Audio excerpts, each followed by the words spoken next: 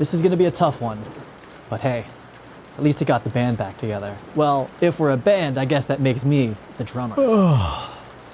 Bass guitar. Well, let's hope we all remember how to play. Let's make this mission count.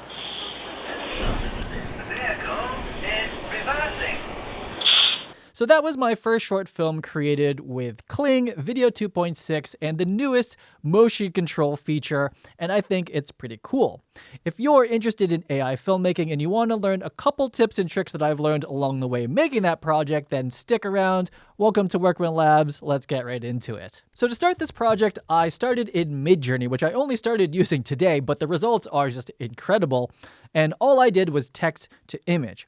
I wrote this prompt that I'll probably show on screen here, and it gives you 4 different generations, and the first 4 were like honestly incredible, but I kept going, playing around. But while I love the images, the characters, the lighting, how cinematic everything looks, I had a little trouble when I was trying to adjust the camera angle and get variations of the same scene. It doesn't seem like Midjourney is really tooled to do that. So with the goal in mind to create angle variations of the same shots, right? So coverage of that scene basically, I moved over to FreePic where they have a couple different tools. Now the easiest version is to just take the Midjourney shot, reference it, and go to Nano Banana Pro and say make a close-up of this character. And I write shallow depth of field because I wanted to, match that kind of cinematic look. And that's what this image is here. I also played around with FreePic spaces where you basically upload an image and then you up-res it, and then it's going to generate a whole bunch of different angles. And it even has this cool little rotate the 3D cube that translates to, I think different text prompts of like high angle, close up, rotate, that sort of thing. I found it somewhat useful, but what I noticed is that the model used to create the image variations isn't Nano Banana Pro, and it isn't Midjourney. I think it's one of FreePic's image models that's lower cost because it didn't cost that much, but I didn't like the quality. I wasn't getting the same quality from Midjourney and Nano Banana Pro, so while I think the FreePic Spaces angle variation workflow is cool, the end results I ended up not using them, but that's how I created the base images for this project. So after creating the base images, which are the characters, the environment, I wrote a little script, nothing in depth, of course, of just a bunch of guys getting together to go on some sort of space mission, and they're kind of joking around that they're like, getting the band back together. I'm an old man. That's like an old man joke that I would make with my friends. So I wrote that script, and I went to my studio, which is right over there, and I just recorded myself saying the lines to my iPhone. That's it, the front-facing iPhone camera. I use a DJI wireless mic to have the audio be a little bit better, but nothing fancy. Make sure that the lighting on your face is relatively clear and flat.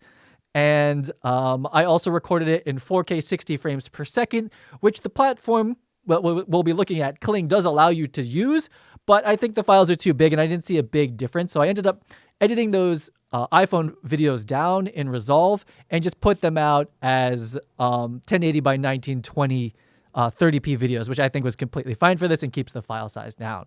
So armed with all of these performance takes that are just, again, me talking to camera, we bring them to Kling, and we're going to be using the Video 2.6 model and their newest feature called motion control.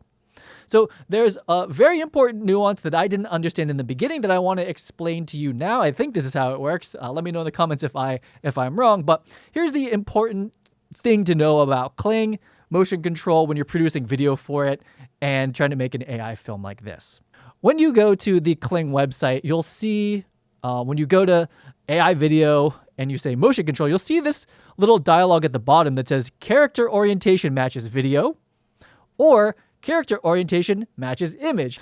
When you select character orientation matches the image, the final video is going to keep the character's face in the direction that it's facing, the image, right? This is my image from Midjourney. We would basically record a video of my face, right? And I can look right at the camera, right?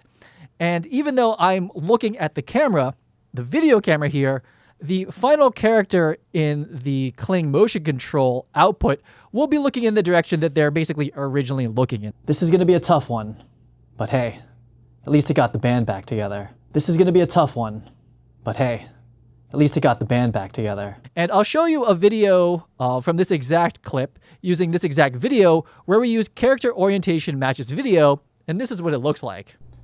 This is going to be a tough one, but hey, at least it got the band back together.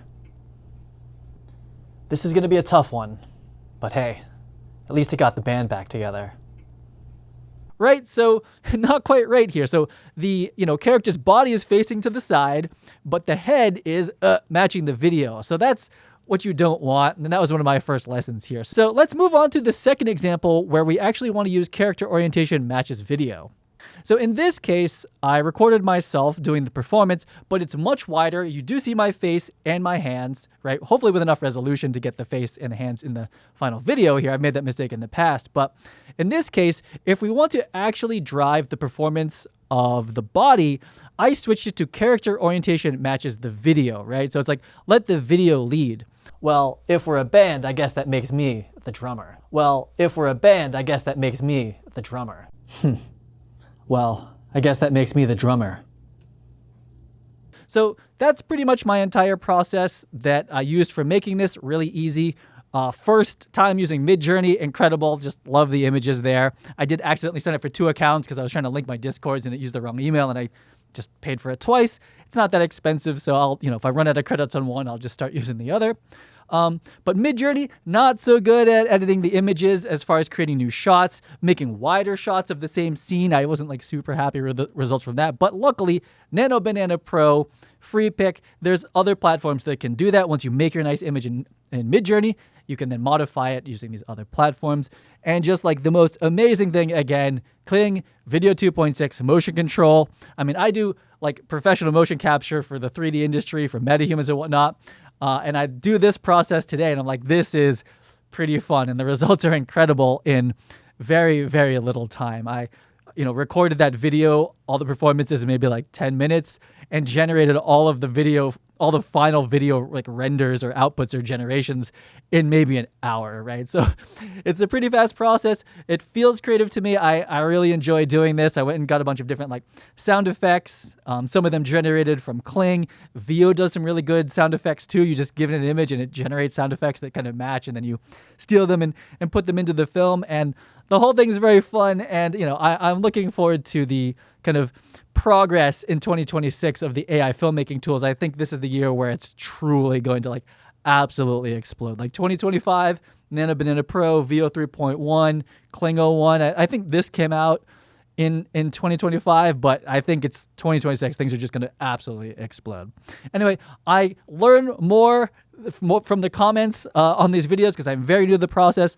If you have something that I missed or a tip or something like that, I'd love to hear it in the comments below, and I'll see you on the next video.